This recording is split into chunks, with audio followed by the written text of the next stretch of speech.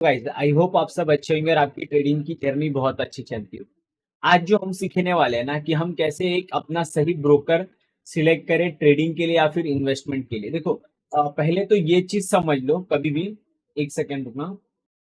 पहले ये सीख लो कि ट्रेडिंग करना है या इन्वेस्टमेंट करना है। देखो ट्रेडिंग ना एक अलग कॉन्सेप्ट हो जाता है, ठीक है। ये हो गया ट्रेडिंग, और उसके बाद एक आ जाएगा इसके अंदर जो होगा वो इन्वेस्टमेंट होगा। यहाँ पर अलग अलग पार्ट होंगे, मैं आपको सिखाऊंगा क्लियर कैसे क्या होता है। पहले समझो इन्वेस्टिंग और ट्रेडिंग, ठीक है।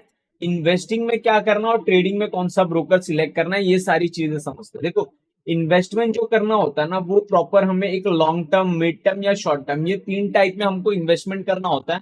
तो इसके लिए कोई एक सही ब्रोकर ढूंढने का, और ट्रेडिंग के लिए जो एक अच्छा डिस्काउंट मिलता हो ना, वो एक ब्रोकर है ढूंढने का। लेकिन आज के टाइम पे क्या हो गया है, डिस्काउंट के नाम पे ना लैगिंग बहुत सारे हो गए। तो वो सारी चीजें थोड़ा सा दूर करके एक सही एप्लीकेशन ढूंढे जो कम चार्जेस में अच्छा हमको फ्यूचर प्रोवाइड करे।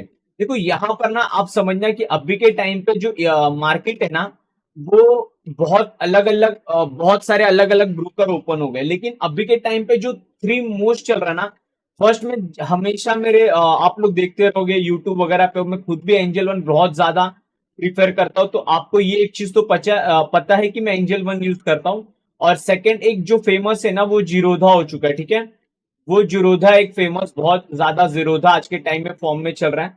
और जो थर्ड एप्लीकेशन है ना, वो एक आप फायर्स ले सकते हो, या फिर जैसे कोटक का फ्री वाला काइट, जो वो सारी चीजें हो जाती है। तो मैं ये थर्ड ऑप्शन तो रखता नहीं, वो दो फिलहाल तो बेस्ट है एकदम। अभी के टाइम पे एकदम टॉप पे जो दो बेस्ट है, ठीक है। अब यहां पर कंडीशन समझो, ठीक है। एंजल, ठीक है, एंजल, और उसके बाद यहां पर ये होता है साइड में जीरोधा, ठीक है। ये एक लिख लेते हैं हम लोग, एंजल और जीरोधा, ठीक है। अब यहां पर समझना आप लोग बहुत सिंपल वे में, अगर आपको ट्रेडिंग करना है, ठीक है, तो ट्रेडिंग करना है तो दोनों साइड सेम फीचर है। फर्स्ट क्या, जो भी ये लोग का चार्जेस है ना वो दोनों जगह सेम है। सेम 20-20 रुपीज ये लोग लेते हैं यहां पर भी और यहां पर भी, ठीक है। दोनों जगह चार्जेस जो है ना वो सेम सेम प्राइस रुपीज है। तो इसमें कोई डिफरेंस नहीं है। लेकिन जो सेकंड पार्ट आता है, जैसे समझो आप लोग को कमोडिटी में इन्वेस्ट करना है और इक्विटी में इन्वेस्ट करना है, तो यहां पर क्या होगा, अगर समझो आपके पास 10,000 है ना अकाउंट में, यहां पर जो डीमेट अकाउंट में आपके पास 10,000 रुपए ना, तो ये 10,000 में आप तीनों चीज कर सकते हो। ट्रेडिंग कर सकते हो, कमोडिटी कर सकते हो और इक्विटी कर सकते हो, ठीक है। लेकिन जोरोधा में ऐसा नहीं है।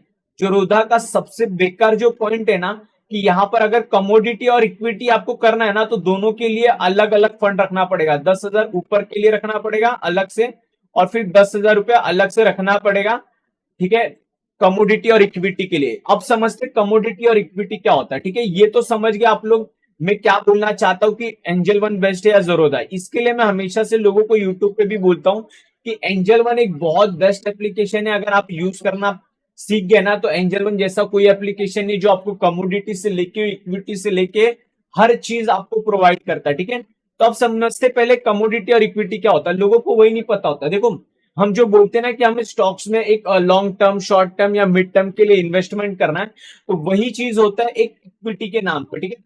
तो इक्विटी में काफी सारी कंपनियां आती है, जैसे बड़े बड़े कंपनियां हैं या फिर छोटी छोटी कंपनियां हैं, फिर मिडिल लेवल पे जो कंपनियां, जितनी भी बड़ी बड़ी अच्छी अच्छी कोई भी कंपनी ले लो, छोटी बड़ी सब एक इक्विटी में स्टॉक्स के नाम से आता है, ठीक है।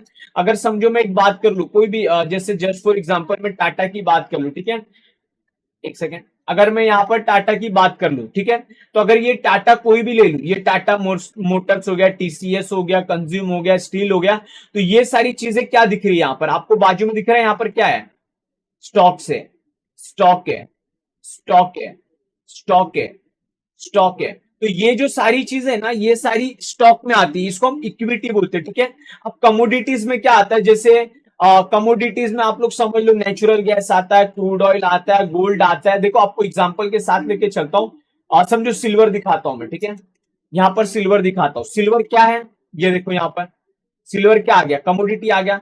तो अगर आपको इक्विटी में ट्रेड करना है ना, तो जीरोधा में अलग से आपको इक्विटी के लिए अलग पैसा रखना पड़ेगा, चाहे वो 10-5 जो भी आपके ऊपर डिपेंड करता है। तो कमोडिटी के लिए अलग पैसा रखना पड़ेगा और इक्विटी के लिए अलग से पैसा रखना पड़ेगा। लेकिन एंजल वन में क्या है, आप एक ही फंड डीमेट अकाउंट है जिसमें एक ही जगह फंड आपका स्टोर होगा और उससे हर चीज आप कर सकते हो। उसकी वजह से मेरे को एंजल वन बहुत बेस्ट लगता है। एक बार चलाना सीख लो, आपका बहुत सिंपल हो जाएगा। देखो जैसे एग्जांपल दिया मैंने सिल्वर का, ठीक है। अब मैं देता हूँ गोल्ड का। गोल्ड क्या है, कमोडिटी। ये देखो यहाँ पर कमोडिटी लिख के आएगा। गोल्ड क्या हो गया, यहाँ पर कमोडिटी लिख के आ गया, कमोडिटी। तो जो गोल्ड होता है ना, गोल्ड, ये चीज गोल्ड, तो गोल्ड एक कमोडिटी में आता है, सिल्वर कमोडिटी में आता है। तो कमोडिटी जो होता है ना, वो नेचुरल गैस आ गया, ऐसे काफी सारे नेचुरल गैस है, क्रूड ऑयल है, सिल्वर है, गोल्ड है, प्लेटिनियम, ऐसे काफी अलग अलग चीज आती है। तो वो कमोडिटी होता है। और इक्विटी मतलब जो होता है ना, वो स्टॉक्स के जो भी सेक्शन है ना, वो इक्विटी में आते हैं। तो आई होप आपको एक सिंपल वे में मैं समझाऊं कि कौन सा ब्रोकर ऐप सिलेक्ट। और आपको अगर अकाउंट खुलाना है एंजल वन में, तो डिस्क्रिप्शन में जाना, मेरा लिंक मिलेगा और वहां पे एक रेफरल कोड मिलेगा। और वो रेफरल कोड यूज करना, आपको आगे जाके कोई भी एंजल वन में दिक्कत होगा तो मैं डायरेक्ट एंजल वन में बात कर सकता हूँ आपका नाम लेके। तो आई होप आपको ये वीडियो समझ गया होगा। तो thank you so much guys.